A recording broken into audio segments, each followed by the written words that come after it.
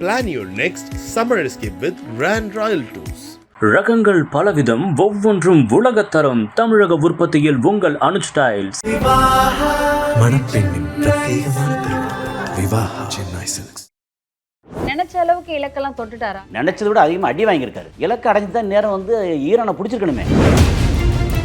7 வருஷத்துக்கு அப்புறம் முதல் முறையாக ஈரானோட எண்ணெய் கப்பல் இந்தியாவுக்கு வந்து சேர்ந்துருக்கு. அப்போ என்ன, இந்தியாவும் bye bye America, bye bye Israel, நாங்கள் வந்து ஈரான் பக்கம், சைனா பக்கம், ரஷ்யா பக்கம் நாங்கள் வந்து சேர்ந்துக்கிறோம். எங்களுக்கு பசிக்கும்ல. அமெரிக்கா இறுதியாக இந்த மாதிரி தோத்துட்டோமே, இதுக்கப்புறம் தோத்துட்டு நம்ம வந்து மானத்தோடு வாழ முடியாதே, அவமானம் இப்படி ஆகி போயிருமே அப்படின்னு சொல்லிட்டு அணுகுண்டை வந்து ஈரான் மேலே போட்டாங்கன்னா பிரச்சனை வந்துடும். போடுறதுக்கு வாய்ப்பு இருக்குது. முதல்ல ஹிரோஷிமா நாகசாகியில் போட்டாங்கல்ல, அப்போ அமெரிக்காட்ட மட்டும்தான் அணுகுண்டு இருந்துச்சு, வேறு எங்கேயும் இல்லை. அதுக்கப்புறம் தான் ரஷ்யாவே டெவலப் பண்ணது, யூஎஸ்எஸ்ஆர் இருக்கும்போது டெவலப் பண்ணது. இப்போ எல்லாருக்கையும் அணுகுண்டு இருக்குது. இந்தியாட்ட இருக்குது, பாகிஸ்தான் இருக்குது, ஈரான் இருக்குது, இப்போ வடகொரியாவில் இருக்குது, இஸ்ரேலில் இருக்குது, ஃப்ரான்ஸ் இருக்குது, யூகேல இருக்குது. ஸோ அதனால் இப்போது அவன் வந்து வேறு வழி இல்லை, போட்டோ நாசப்படுத்துகிற நினச்சி அதை கை வச்சாங்கன்னா அமெரிக்காவும் காலி. அமெரிக்கா தலைவர்கள் வந்து நிறைய இடத்துல நம்பிக்கை கொடுக்குறாங்க சார், குளோபல் மார்க்கெட்டில் எந்த வகையான பிரச்சனைகள் வராதுன்னு. சிம்பிளான ஒரு விஷயந்தான். அடிபட்டம் வந்து எனக்கு காயமெல்லாம் ஒன்றும் இல்லை, நான் அடிபடலை அப்படின்னு சொல்லிட்டு இருப்பாங்கல்ல, அது மாதிரி. அமெரிக்கா வந்து என்னைக்கு நான் ஒன்றுமே பண்ணலை, இங்கே இழந்திருக்கேன், இவ்வளோ இழந்திருக்கேன், இழந்ததுக்கப்புறம் விட்டுட்டு நான் வந்து போரை நிறுத்திட்டு நான் வர்றேன் அப்படின்னு சொல்லி we will withdraw our troops, we withdraw all our weapons அப்படின்னு சொல்லி இன்னும் ஃபியூ வீக்ஸ் அப்படி சொல்கிறாருன்னா என்ன காரணம்? அவங்க வந்து இழந்துட்டாங்க. தன்னோட இந்த யூனிபோலார்ன்ற அந்த பிடி இருக்கு இல்லையா, அது இழந்து போச்சு. இதுக்கப்புறம் அமெரிக்கா வந்து உலகத்தில் மிகப்பெரிய கடனாளி, 3600 லட்சம் கோடி வந்து கடன் வச்சுட்டாங்க. இஸ்ரேல் வந்து இந்த போர் வரைக்கும் கடந்த ஒரு 2.5 வருஷத்துக்கு மேலே காசா வச்சு போர் நடந்துகிட்டே இருந்துச்சு. இப்போ அடிச்சிருக்க அடி வந்துட்டு அவன் எந்திரிக்கணும்னா எனக்கு தெரிஞ்சு குறைஞ்சபட்சம் 20லேருந்து 25 வருஷம் ஆகும். சரி, இவ்வளோ பிரச்சனைகளுக்கு நடுவில் பார்த்தா வந்து நம்ம இந்தியர்கள் எல்லா வளைகுடா நாடுகள்லேயுமே இருக்காங்க. அவங்களோட நிலைப்பாடு என்ன சார்? நம்ம வேலை செய்ய போயிருக்கோம் அடுத்த நாடு. அவங்க வந்து இந்த போர் வேணுமா வேணாமான்னு டிசைட் பண்ணுற இடத்துல நம்ம ஆட்கள் இல்லை. நம்ம வந்து அங்கே வேலைக்கு போயிருக்கோம். ஆனால் என்னென்னா நிறைய அடி வாங்குறதுல அங்கே வந்து வேலை வாய்ப்பு நிறையா பறிபோக ஆரம்பிச்சிருக்கு. அங்கேருந்து அனுப்பிச்சிருவாங்களா சார் வேலையெல்லாம்? ஆமாம், இப்போ கட்டடம் கட்டினா தான் வந்து ஒரு கட்டடம் கட்டுறதா ஒரு 2000 பேர் வேணும். கட்டடம் நிற்கிது. நிறையா கட்டடங்கள் வந்து துபாயில் எக்கச்சக்கமான கட்டடம். அப்புறம் சவுதியில் எடுத்திங்கன்னா 2030 வந்து இந்த லைன் அப்படின்னு சொல்லி ஒரு பெரிய அளவுக்கு பண்ணாங்க. அது எல்லாமே இப்போ நிற்கிது. கட்டடம் இல்லாமல் ஆள் இல்லாமல் வந்து அவ்வளோ பேரையும் வச்சுட்டு சும்மா வந்து சம்பளம் கொடுத்து சோறு போட முடியாதுல்ல. அப்போது ஆட்களுக்கு, நம்ம ஆட்களுக்கு உடனே அனுப்ப முடியாத அளவுக்கு வந்து அங்கே ஃப்ளைட் இல்லை அப்படிங்கிறத அவங்க எல்லாம் தங்க வச்சுருக்காங்க. நடுவில் பார்த்தா வந்துட்டு எல்லா இடங்களையும் வச்சு மறுபடியும் வந்து கோவிட் டைமில் வந்த மாதிரி லாக்டவுன் வரப்போது, நிறைய பேருக்கு வேலை இல்லாமல் போகுது. நம்ம எதை நோக்கி போகிறோன்னே தெரியல, எல்லாரும் வீட்டில் உட்கார போகிறோம், மக்களுக்குள்ள கம்யூனிகேஷனே இல்லாமல் போகுது அப்படிங்கிற நிறைய தகவல்கள் வந்தது. க்ரூட் ஆயில் கிடச்சிருச்சு அப்படின்னா நமக்கு வந்து லாக்டவுன் வராது. ஒரு வாரத்தில் போரை முடிக்க போகிறோம் அப்படின்னு சொல்லிட்டு அமெரிக்காவும் இஸ்ரேலும் வந்துட்டு சொல்லியிருக்காங்க. இதை எப்படி சார் எடுத்துக்கிறது? அவங்களுக்கு தேவைப்படுற இலக்கை ஃபுல்லாக ஒரு விஷயம் வந்து இஸ்ரேல் சொல்லலை, அமெரிக்கா சொல்லியிருக்காங்க. ஒரு சில வாரங்களில் முடிக்க பண்ணி அமெரிக்கா சொல்லியிருக்கு. இஸ்ரேல் வந்து அதுக்கு முரண்படுது. அது எப்படி இஷ்டத்துக்கு வந்து திடீர்னு போர் முடிவுக்கு வரும்னு சொல்லலாம். நாங்கள் வந்து இங்கே என்ன ரெடியால் எங்களுக்கு பெரிய அடி வாங்கியிருக்கு, அவங்களை வந்து கட்டுப்படுத்த முடியலை, எப்படி சொல்லலாம்னு சொல்லி இப்போ இஸ்ரேலுக்கும் அமெரிக்காவுக்குமே வந்து முரணாகிட்டு இருக்கு, சண்டை பிரச்சனை போயிட்டு அவங்களுக்குள்ளே பிரச்சனை வந்துருச்சு. ஏன்னா இஸ்ரேல் கொஞ்சம் சொல்ல கேட்டு உள்ளே வந்து என்னால் முடியல, எனக்கு அடி தாங்க முடியல, என்னோட பலம் இழந்து, பொருளாதாரம் இழந்து, கிரீடம் இழந்து, எல்லாம் இழந்துட்டேன், இதுக்கப்புறம் எனக்கு போர் பண்ண முடியாது, ஒரு சில வாரங்களில் முடிச்சிருவோம். அவர் ரகசியமாக ஒரு இதில் பேசினது வந்து எப்படின்னா, அந்த மார்க்கோ ரூபியோன்னு ஒருத்தர், அவரை வச்சுட்டு அப்புறம் ஜேடி வான்ஸு இவங்கெல்லாம் வச்சுட்டு உள்ளே பேசின இது என்னென்னா, அது இது நம்ம ஹர்மோஸ் வந்து நமக்கு தேவையில்லை, நமக்கு சம்மந்தமே இல்லை. ஸோ ஹர்மோஸை விட்டுட்டு நம்ம வாட்டுக்கு போனால் போதும் அப்படி விட்டு நம்ம போர் நிறுத்திடலாம் அப்படின்னு அவர் ட்ரம்ப் சொன்னது லீக் ஆயிடுச்சு வெளியில். அவர் ட்ரம்ப் வந்துட்டு சொல்லியிருக்காரு சார், அவர் வந்துட்டு அவர் நினைச்ச அளவுக்கு இலக்கெல்லாம் தொட்டுட்டாரா? அவர் நினைச்ச அளவுக்கு அடி வாங்கியிருக்காரு, நினைச்சதை விட அதிகமாக அடி வாங்கியிருக்காரு. இலக்கு அடைஞ்சு தான் நேரம் வந்து ஈரானை பிடிச்சிருக்கணுமே. அவர் இலக்கு என்ன? ஈரானில் ரெஜிம் சேஞ்ச், அவங்களுடைய ஆட்சி மாற்றம் பண்ணாங்களா? இல்லை. இடங்களை பிடிக்கணும், அடிக்கணும், பிடிச்சாங்களா? இல்லை. அப்புறம் ரேசா பஹ்லவின்னு சொல்லி பழைய மன்னரோட வாரிசு ஒருத்தர் அமெரிக்காவில் வச்சுருக்காங்க, சோறு போட்டு வச்சுருக்காங்க. அவரை கொண்டு வந்து இங்கே ஆட்சி கொண்டு வரணும்னு சொன்னாங்க, கொண்டு வந்தாங்களா? இல்லை. அப்போ என்ன இலக்கு வந்து எப்படி அடைச்சிட்டாங்க? இங்கே ஈரான் வந்து அடி வாங்கியிருக்காங்களா? பயங்கர அடி வாங்கியிருக்காங்க. ஆனால் முன்னை விட இப்போ வந்து நிறையா பிஸ்னஸ் பண்ணுறாங்களா? அதையும் பிஸ்னஸ் பண்ணுறாங்க. அப்புறம் இப்போ இன்றைக்கி காலையில் ஒரு தகவல், 7 வருஷத்துக்கு அப்புறம் முதல் முறையாக ஈரானோட எண்ணெய் கப்பல் இந்தியாவுக்கு வந்து சேர்ந்துருக்கு. ஓகே, அப்போ என்ன, இந்தியாவும் bye bye America, bye bye Israel, நாங்கள் வந்து ஈரான் பக்கம், சைனா பக்கம், ரஷ்யா பக்கம் நாங்கள் வந்து சேர்ந்துக்கிறோம். ஏன்னா எங்களுக்கு பசிக்கும்ல, எங்களுக்கு எங்கள் சாப்பாடு முக்கியம் அப்படின்னு ஈரான் பக்கம் கொஞ்சம் இறங்கி வந்துட்டாங்க. ஏன்னா ஈரான் வந்து கிட்டத்தட்ட வெற்றி இடத்துக்கு வந்துருச்சு கிட்டத்தட்ட. ஆனால் என்னென்னா இன்னும் ஒரே ஒரு விஷயம் மட்டும்தான் பெண்டிங்கில் இருக்குது. அது நடக்கிறதுக்கு வாய்ப்பு மிக மிக குறைவு. என்னென்னா அமெரிக்கா இறுதியாக இந்த மாதிரி தோத்துட்டோமே, இதுக்கப்புறம் தோத்துட்டு நம்ம வந்து மானத்தோடு வாழ முடியாதே, அவமானம் இப்படி ஆகி போயிருமே அப்படின்னு சொல்லிட்டு அணுகுண்டை வந்து ஈரான் மேலே போட்டாங்கன்னா பிரச்சனை வந்துடும். போடுறதுக்கு வாய்ப்பு இருக்குது. அதான் அது வந்து மிக மிக குறைவு வாய்ப்பு. ஏன்னா இப்போ போட்டாங்கன்னா இவங்களும் ஈரான் என்ன பண்ணுறாங்கன்னா அவங்க கையில் வந்து கிட்டத்தட்ட ஒரு 11-12 அணுகுண்டு தயாராக இருக்கிறதாகவும் அதை சுமந்துட்டு போகக்கூடிய ICBM சொல்லி இன்டர் கான்டினென்டல் பாலிஸ்டிக் மிசைல், அதுவும் அது குரம் சாகர் 5 அது தயாராக இருக்கிறதாகவும் கேள்வி. நீ இங்கே போட்டேன்னா, ஏன்னா அங்கேருந்து கிளம்பி வர்றதுக்கு மொத்தம் 8 நிமிஷம் 10 நிமிஷத்தில் வந்துடும். இவங்களும் 10 நிமிஷம் போய் அடிக்கிறதுக்கு ரெடியாக இருக்காங்க. இப்போ இங்கே ஈரான் மேலே அணுகுண்டு போட்டால் வடகொரியா வந்து அமெரிக்கா மேலே அணுகுண்டு போடுறதுக்கு, ரஷ்யா வந்து அமெரிக்கா மேலே அணுகுண்டு போடுறதுக்கு, அதுக்கப்புறம் இங்கேருந்து இஸ்ரேல் மேலே போடுறதுக்கு எல்லாரும் தயாராக இருக்காங்க. முன்னாடி 1945-46 அந்த டைமில் இங்கே முதல்ல ஹிரோஷிமா நாகசாகியில் போட்டாங்கல்ல, அப்போ அமெரிக்காட்ட மட்டும்தான் அணுகுண்டு இருந்துச்சு, வேறு எங்கேயும் இல்லை. அதுக்கப்புறம் தான் ரஷ்யாவே டெவலப் பண்ணது, USSR இருக்கும்போது டெவலப் பண்ணது. இப்போ எல்லாருக்கையும் அணுகுண்டு இருக்குது. இந்தியாட்ட இருக்குது, பாகிஸ்தான் இருக்குது, ஈரான் இருக்குது, இப்போ வடகொரியாவில் இருக்குது, இஸ்ரேலில் இருக்குது, ஃப்ரான்ஸ் இருக்குது, யூகேல இருக்குது. ஸோ அதனால் இப்போது அவன் வந்து வேறு வழி இல்லை, போட்டோ நாசப்படுத்துகிற நினச்சி அதை கை வச்சாங்கன்னா அமெரிக்காவும் காலி அப்படிங்கிறதா இன்றைக்கி ஒரு நிலைமை. அமெரிக்க தலைவர்கள் வந்து நிறைய இடத்துல நம்பிக்கை கொடுக்குறாங்க சார், குளோபல் மார்க்கெட்டில் எந்த வகையான பிரச்சனைகள் வராதுன்னு. ஆனால் மத்திய சைடு இருக்கிற பக்கம் பார்த்தா வந்து நிறைய குழப்பங்கள் இருக்குது. அதை எப்படி பார்க்குறீங்க நீங்கள்? ரொம்ப சிம்பிளான ஒரு விஷயந்தான். அடிவட்டம் வந்து எனக்கு காயமெல்லாம் ஒன்றும் இல்லை, நான் அடிபடலை அப்படின்னு சொல்லிட்டு இருப்பாங்கல்ல, அது மாதிரி இப்போ வந்து ஏகப்பட்ட இடங்களில் நேரடியாக டாலர் வர்த்தகம் இல்லாத நேரடி வர்த்தகம் அப்படின்னா இப்போ ரூபி யுவான், ரூபி ரியால் அப்படின்னு இந்த மாதிரி இந்தியாவிலேருந்து வர்த்தகம் வந்து சைனாவோட பொருட்கள் வாங்கும்போது வைக்கும்போது யுவானில் வர்த்தகம் பண்ணிக்கிறது.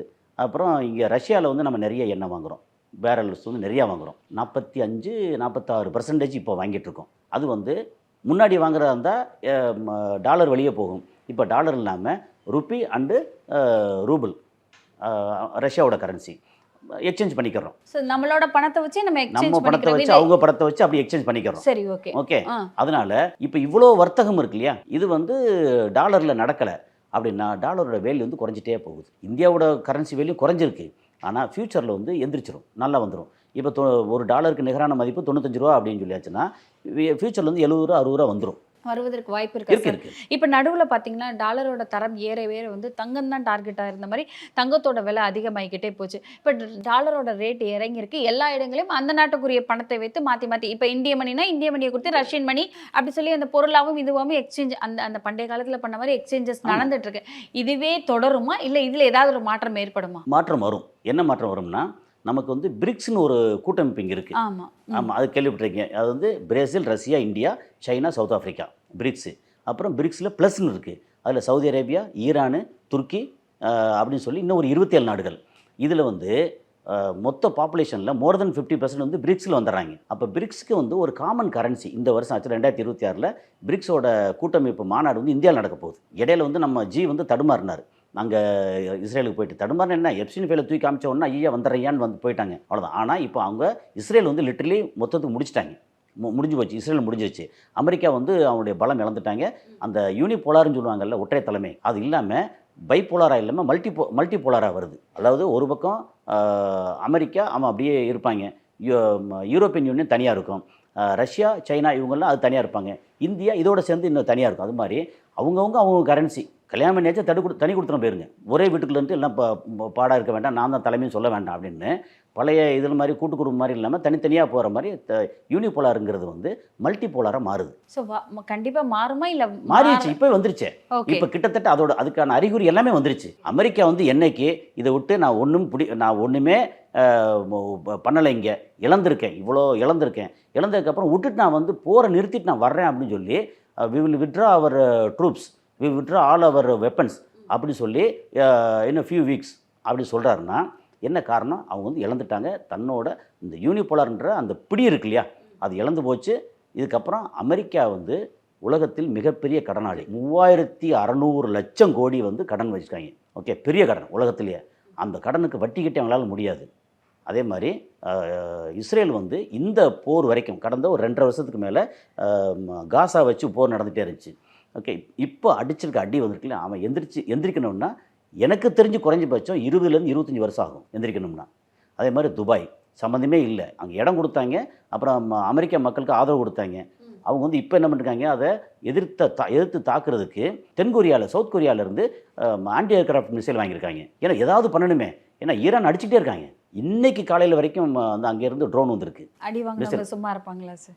வேணுமே, திருப்பி அடிக்கிறதுக்கு பலம் வேணுமே. அவன் வந்து ஈரான் வந்து கடந்த 20 வருஷமாக இதெல்லாம் பிளான் போட்டு அமெரிக்கா வந்து அடித்தா நம்ம எப்படி தாக்க போகிறோம், இஸ்ரேல் கையில் என்ன பலம் இருக்குது, என்ன அடித்தா என்ன செய்ய போகிறாங்க, இந்தந்த தளங்கள் வந்து என்ன செய்யணும்னு சொல்லி எல்லாத்தையும் பக்காவாக ஸ்கெட்ச் போட்டு அவன் தயாராக இருக்கான். இந்த அரபு நாடுகள் வந்து தயாராக இல்லை. ஏன்னா நமக்கு அவன் தான் முதலாளி, அவன் இருக்கான், வந்து அவன் இடத்த வச்சுருக்கான், நம்மளை பார்த்துக்குருவான், எது இருந்தாலும் மேலே உள்ளவன் பார்த்துக்குவோன்னு சொன்னாங்கல்ல, மேலே உள்ளவனே பனாலாயிட்டான். இப்போ இங்கெல்லாம் வந்து தடுமாறி போய் கிடக்காங்க. அதனால் சம்மந்தமே இல்லாமல் துபாயோட பொருளாதாரம் இருக்குல்ல, அங்கே அந்த பொருளாதாரம் மெயினாக எப்படி அப்படின்னா டூரிசம், அது போக வந்து இந்த ஃபைனான்சியல் சர்வீஸ் இருக்கு இல்லையா, அது இல்லாமல் லாஜிஸ்டிக்ஸ் இருக்குல்ல, அதில் வந்து பெரிய போர்ட்டு, ஒரு ஜபலி போர்ட்டு, ராஷித் போர்ட்டு, பெரிய போர்ட்டு, சி போர்ட்டு.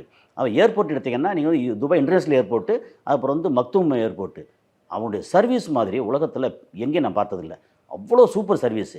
ஆனால் இப்போ எல்லாமே அடிபட்டுக்கு. அது போக வந்து நிறைய இன்வெஸ்ட்மெண்ட்டு போகும், அங்கே வந்து ரியல் எஸ்டேட்டு எக்கச்சக்கமாக, இத்தனையும் வந்து அப்படியே ஸ்டாப் ஆகி நிற்குது. துபாய் வந்து திரும்ப எந்திரிச்சு வரனா சில வருடங்கள் ஆகலாம்.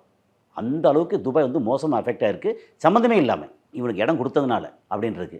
ஸோ அதனால் வந்து அங்கே நீங்கள் கேட்ட கேள்விக்கு பதில் அதுதான். மொத்தத்துக்கு அமெரிக்கா முடிஞ்சு போச்சு.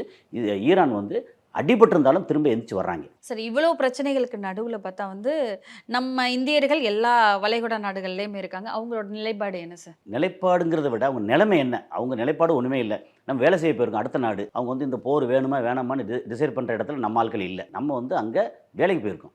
ஆனால் என்னென்னா நிறைய அடி வாங்குறதுல அங்கே வந்து வேலை வாய்ப்பு நிறையா பறிபோக ஆரம்பிச்சிருக்கு. அங்கேருந்து அனுப்பிச்சிருவாங்களா சார் வேலையெல்லாம்? ஆமாம், இப்போ கட்டடம் கட்டினா தான் வந்து ஒரு கட்டடம் கட்டுறதா ஒரு 2000 பேர் வேணும். கட்டடம் நிற்கிது. நிறையா கட்டடங்கள் வந்து துபாயில் எக்கச்சக்கமான கட்டடம். அப்புறம் சவுதியில் எடுத்திங்கன்னா 2030 வந்து இந்த லைன் அப்படின்னு சொல்லி ஒரு பெரிய அளவுக்கு பண்ணாங்க. அது எல்லாமே இப்போ நிற்கிது. கட்டடம் இல்லாமல் ஆள் இல்லாமல் வந்து அவ்வளோ பேரையும் வச்சுட்டு சும்மா வந்து சம்பளம் கொடுத்து சோறு போட முடியாதுல்ல. அப்போது ஆட்களுக்கு, நம்ம ஆட்களுக்கு உடனே அனுப்ப முடியாத அளவுக்கு வந்து அங்கே ஃப்ளைட் இல்லை அப்படிங்கிறத அவங்க எல்லாம் தங்க வச்சுருக்காங்க. மற்றபடி வேலை வாய்ப்பு நிறைய குறையுது. அது இல்லாமல் நம்ம மக்கள் இங்கேருந்து, அது அரசியல்வாதியாக இருக்கட்டும், தொழிலதிபராக இருக்கட்டும், எக்கச்சக்கமான பணம் வந்து துபாயில் போய் குமிஞ்சு கிடக்கு. அந்த பணம் வந்து எப்படி திரும்பி வரப்போதா வராதான்னு தெரியாது. பெரிய லாஸ். நமக்கு வந்து லட்சங்கள் கோடிகளில் லாஸ்.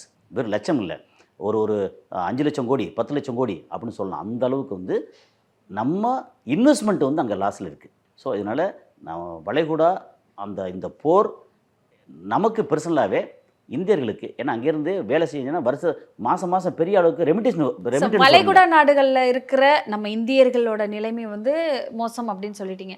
ஆனால் இன்னொன்று சார், அமெரிக்காலையும் பார்த்தா வந்துட்டு நிறைய இந்தியர்கள் ஐடி துறையை நோக்கி நாங்கள் அங்கே இருக்கோம், க்ரீன் கார்டு ஹோல்டராகவே அங்கே இருக்கிறாங்க. அவங்களோட நிலைமை என்ன சார்? அங்கே அமெரிக்கா வந்து நீங்கள் ஒரு விஷயம் பார்த்துக்கிட்டிங்கன்னா, உலகத்தில் எங்கேயுமே சண்டை போடாமல் அவன் தனியாக ஓகே என் நாடு, என்னோட வளம், என்னோட வருமானம் அப்படி இருந்தான்னா அமெரிக்கா உண்மையில் நல்லா தான் இருக்கும். என்ன காரணம்னா அவங்களுக்கு வந்து உலகத்திலே நம்பர் 1 ஆயில் ஃபீல்டு இருக்குது. அதுக்கு ஈக்குவலாக வந்து ரஷ்யாவில் இருக்குது. 3வது இடத்துல சவுதி அரேபியாவில் இருக்குது. அப்போது ஆயில் இருக்குது, கேஸ் இருக்குது, ஆயில் இருக்குது. நம்பர் 2 வந்து விவசாய நிலம் நிறையா இருக்குது. அப்புறம் 50 மாகாணம் அங்கே. அதில் மொத்த மக்கள் தொகை 34 கோடி பேர்.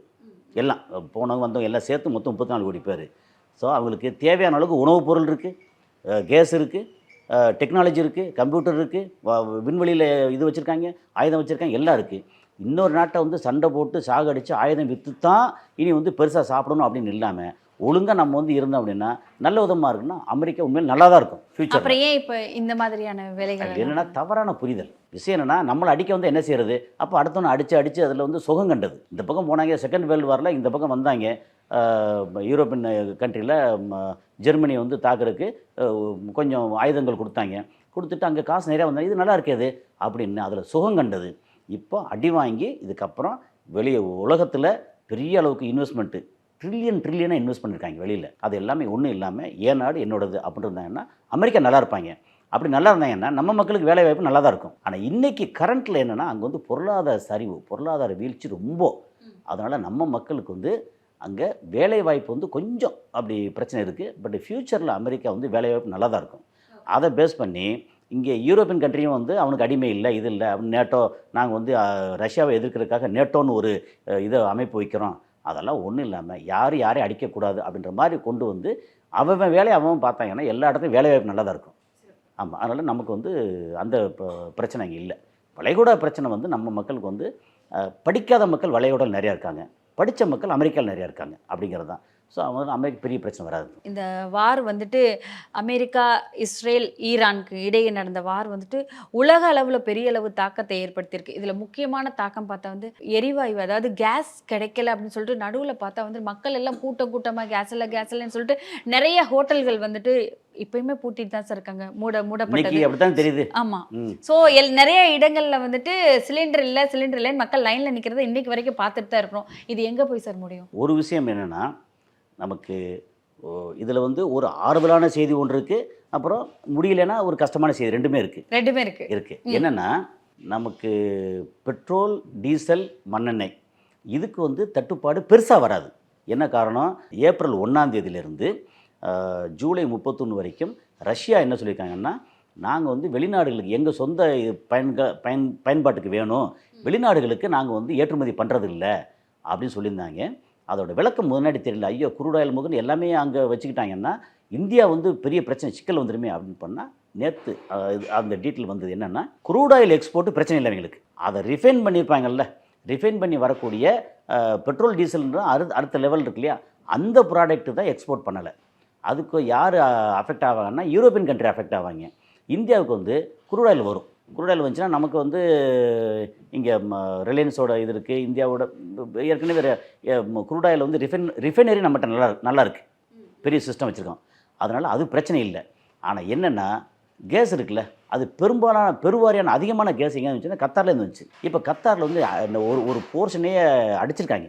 இருக்கிறதுலே வந்து உலகத்திலேயே கிட்டத்தட்ட 35-40% வந்து கேஸ் அங்கே மட்டும் இருக்குது. ஓகே, இந்தியாவுக்கு வந்து 60-65% கேஸ் வந்து கத்தார்லேருந்து வாங்கியிருக்கோம். அது வந்து இப்போ தடைப்பட்டிருக்கு. அப்போ என்ன, அந்த கேஸை வந்து நம்ம வாங்கி ஸ்டோர் பண்ண முடியாது, ப்ரெஷரைஸ்டு இதில் ஸ்டோர் பண்ண முடியாது. அப்படிங்கும்போது நமக்கு வந்து கேஸ் பிரச்சனை வரும். இப்போ நீங்கள் பார்க்குறீங்க, இப்போ எனக்கு தெரிஞ்சு சென்னையில் நைட்டில் பார்த்தீங்கன்னா தள்ளுவண்டி கடை இருக்குல்ல, எப்படி ஒரு 1 லட்சம் கடை இருக்குமா? நிறைய இருக்கும். சும்மா 1 லட்சம் 2 லட்சம் கடை இருக்கும் சார். ஒரு லட்சத்துக்கு மேலேயே இருக்கும், லட்சங்கள் இருக்கு. ஆமாம். இன்னைக்கு உங்கள் கண்ணில் தட்டுப்படுதா? பூட்டி நிறைய கடைகள் பூட்டப்பட்டு தான் பார்க்கப்படுது. அது ஒரே காரணம் வந்து கேஸ் சிலிண்டர் இல்லை. அதே மாதிரி சில பெரிய ஹோட்டல்ஸ் எல்லாம் வந்து ரன் பண்ணணும் அப்படிங்கிற இடத்துல என்ன செய்வாங்கன்னா, சைனீஸ் ஐட்டங்கள் அது மட்டும் இல்லை. ஏன்னா பொரிக்கிறதுக்கு நிறைய கேஸ் தேவைப்படும். அப்புறம் பிரியாணி கடை, சின்ன பிரியாணி கடை இருக்குல்ல, அந்த பிரியாணி கடை வந்து கேஸை கனெக்ட் பண்ணுறது போகிற இப்போ வந்து வேற மாதிரி வச்சு அடுப்பு வச்சு விறகு வச்சு அடிச்சிருக்காங்க. அந்த விறகோட விலை வந்து கிலோ 12 ரூபா இருந்தது, இப்போ 22 ரூபா 25 ரூபா வரைக்கும் போயிருக்குன்றாங்க. அப்புறம் நம்ம இல்லத்தரசிகள் என்ன பண்ணுறாங்க, நிறையா இப்போ வந்து இண்டக்ஷன் ஸ்டவ் நிறைய யூஸ் பண்ண ஆரம்பிச்சிட்டாங்க. அது போக அப்பளம் வேணுமானா அப்பளம் வந்து 2 நாளைக்கு ஒருக்கா தான் அப்பளம் அப்படின்னு, என்ன பொரிக்கணும்ல, பொரிக்கிற ஐட்டங்களை வீட்லேயும் குறைச்சிக்கிட்டாங்க. ஸோ கேஸ் தட்டுப்பாடு பெருசாக இருக்குது. இன்னும் இந்த வார் கண்டினியூ ஆகிற வரைக்கும் நமக்கு கேஸ் தட்டுப்பாடு இருக்கும், ஆனால் பெட்ரோல் தட்டுப்பாடு இருக்காது. ஏன்னா இங்கேருந்து வருது. இப்போ உதாரணத்துக்கு ஒரு பேரல் எடுத்தோம்னா அது 159 லிட்டர் இது ஒரு குரூட் ஆயில். அதை வந்து ரிஃபைன் பண்ணும்போது அதில் பெட்ரோலும் கிடைக்கும், டீசலும் கிடைக்கும், நாஃப்தா கிடைக்கும், ஏன்னா கடைசி தார் வரைக்கும் கிடைக்கும்னு வச்சுங்களேன். அதில் வந்து கேஸும் கிடைக்கும். அது வந்து ஒரு 3 சிலிண்டர் கிடைக்கும் ஒரு பேரலுக்கு. அப்போ வந்து 1 லட்சம் பேரல்னால் வந்து நமக்கு ஒரு 3 லட்சம் சிலிண்டர் கிடைக்கும், அவ்வளோதான். அந்த 3 லட்சம் சிலிண்டர் எந்த மூலைக்கு நமக்கு கோடிக்கணக்கான சிலிண்டர் தேவைப்படுது. அப்படிங்கும்போது இது பெருசாக கத்தார்லேருந்து வந்தது, அங்கே கொஞ்சம் நிலைமை சீராகி ஓகே அப்படின்னு வந்துருச்சு அப்படின்னா இந்த கேஸ் தட்டுப்பாடும் குறைஞ்சிரும். நமக்கு வந்து ரொம்ப பேனிக்காக வேண்டியது இல்லை. ஆனால் இந்தியா வந்து கேஸ் அளவில் அஃபெக்ட் ஆகிருக்கு. இது என்னென்னா, இந்த குரூட் ஆயில் வந்ததுனால நம்ம தப்பிச்சிட்டோம். இல்லை அப்படின்னா நமக்கு தார் கிடையாது, பிளாஸ்டிக் கிடையாது, மருந்து பொருள் கிடையாது, அப்படி ஏகப்பட்ட பிரச்சனை வந்திருக்கும். இதில் ரொம்ப முக்கியமான கேள்வி சார் இது. நடுவில் பார்த்தா வந்துட்டு எல்லா இடங்களையும் ஆச்சு மறுபடியும் வந்து கோவிட் டைமில் வந்த மாதிரி லாக்டவுன் வரப்போது, நிறைய பேருக்கு வேலை இல்லாமல் போகுது, நம்ம எதை நோக்கி போகிறோன்னே தெரியல, எல்லாரும் வீட்டில் உட்கார போகிறோம், மக்களுக்குள்ள கம்யூனிகேஷனே இல்லாமல் போகுது அப்படிங்கிற நிறைய தகவல்கள் வந்தது. ஸோ இல்லை அப்படிங்கிறதையும் சொல்லியிருக்காங்க. ஃப்யூச்சரில் வர்றதுக்கு ஏதாவது வாய்ப்பு இருக்கா சார்? என்னென்னா, நமக்கு குரூட் ஆயில் கிடச்சிருச்சு அப்படின்னா நமக்கு வந்து லாக்டவுன் வராது. லாக்டவுன் என்ன, வெளியில் நிறைய சுற்றி அலைஞ்சு பெட்ரோல் டீசல்லாம் நம்ம வந்து யூஸ் பண்ணுறோம் இல்லையா, அந்த யூசேஜ் குறைக்கிறதுக்காக தான் லாக்டவுனு. அதுதான் இப்போ தேவைப்படாது. நமக்கு வந்து இங்கே ரஷ்யா வந்து கொடுக்குறாங்களே, அது போக வெனிசுலா வந்து நம்ம வாங்கணும்னு சொல்லிட்டு இருக்கோம். வெனிசுலா வந்து பெருசாக இப்போ வரல, அது அமெரிக்கா கட்டுப்பாட்டில் இருக்குது. ஸோ அநேகமாக எனக்கு தெரிஞ்சு இன்னும் ஒரு சில வாரங்களில் இந்த வளைகுடா போரே வந்து நின்றும். ஏன்னா ஈரானுக்கும் பசிக்கும்ல, அடி வாங்கியிருக்காங்கல்ல. ஸோ அதே மாதிரி இந்த போர் நடந்துக்கிட்டே இருந்துச்சுன்னா சைனாவுக்கான தேவை இருக்குல்ல, அதில் வந்து ரொம்ப குறைஞ்சிருக்கு. சைனா வந்து ரொம்ப அஃபெக்ட் ஆகிருக்காங்க உள்ளுக்குள்ளே. ஏன்னா அவனுக்கு தேவைப்படுற க்ரூட் ஆயில் அண்ட் இது இருக்குல்ல, அது வந்து ரொம்ப இப்போ ஹர்முஸ் அவனுக்கு திறந்து விட்டுருந்தா கூட அவைலபிலிட்டி பிரச்சனை இருக்குது. அப்படிங்கும்போது அங்கேயும் ஓரளவு சொல்லி சமாதானப்படுத்தி நீ கொஞ்சம் இறங்கி வா, நீ கொஞ்சம் ஏறி வா அப்படின்னு சொல்லி அட்ஜஸ்ட் பண்ணி முடிச்சிருவாங்கன்னு தோணுது. ஏன்னா அமெரிக்கா வந்து அந்த இடத்துக்கு வந்துட்டாங்க. ரொம்ப முக்கியமான காரணம், அமெரிக்க அதிபருக்கு எதிராக தொடர்ந்து 80 லட்சம் பேர் 90 லட்சம் பேர் வந்து போராட்டத்தை டெய்லி தெருவில் இறங்கி போராட்டம் பண்ணிட்டு இருக்காங்க. அப்புறம் செனட்டில் இவருக்கு எதிராக, அதுக்கப்புறம் ரிப்பப்ளிக்கன் கட்சியாக இருக்கட்டும் டெமோக்ராட்டிக் கட்சியாக இருக்கட்டும் 2 பேருமே எதிராக இருக்காங்க. அதுபோக பென்டகனில் இருக்கக்கூடிய முக்கியமான அதிகாரி எதிராக இருக்காங்க. ஸோ கடைசியில் போகிற போக்கில் பார்த்தா கண்ணாடியை பார்த்தா அவருக்கு எதிராக இருப்பார் போல இருக்குது. கிட்டத்தட்ட அந்தளவுக்கு எல்லாம் எதிர்த்துட்டாங்க. அது தாங்க முடியாமல் தான் போர் நிறுத்தத்துக்கு அமெரிக்கா வந்து கையை காலை சுருட்டிக்கிட்டு ஓகே அப்படின்னு வித்ட்ரா பண்ணிட்டாங்கன்னா, இந்த பக்கம் இஸ்ரேல் இருக்காங்கல்ல, நாசம் பண்ண இஸ்ரேல் வந்து திரும்ப எந்திரிச்சு வராது, ஒழுங்காக திரும்ப அடிக்க முடியாது. அப்புறம் திரும்ப இஸ்ரேலுக்கு வந்து ஆயுதம் கொடுத்தா அப்படின்னா திரும்பி அடிப்பாங்க. அதனால் இப்போ கை ஓங்கிருச்சு. அதனால் ஒரு சில வாரங்களில் நம்ம தெரிஞ்சு நம்ம தமிழ்நாட்டில் தேர்தல் முடிஞ்சு ரிசல்ட் வர்றதுக்குள்ளே இங்கே வந்து நல்ல செய்தியெல்லாம் வந்துடும் அப்படின்னு தோணுது. சூப்பர் சார், நிறைய தெளிவான விஷயங்கள் மக்களுக்கு ரொம்ப தெளிவாக எடுத்து சொல்லியிருக்கீங்க. தொடர்ந்து பேசுவோம். நன்றி. Plan your next summer escape with Grand Royal Tours. ரகங்கள் பலவிதம், ஒவ்வொன்றும் உலகத்தரம். தமிழக உற்பத்தியில் உங்கள் அனுஜ் ஸ்டைல்ஸ். மணப்பெண்ணின் பிரத்யேகமான திருமணம் விவாஹா சென்னை சில்க்ஸ்.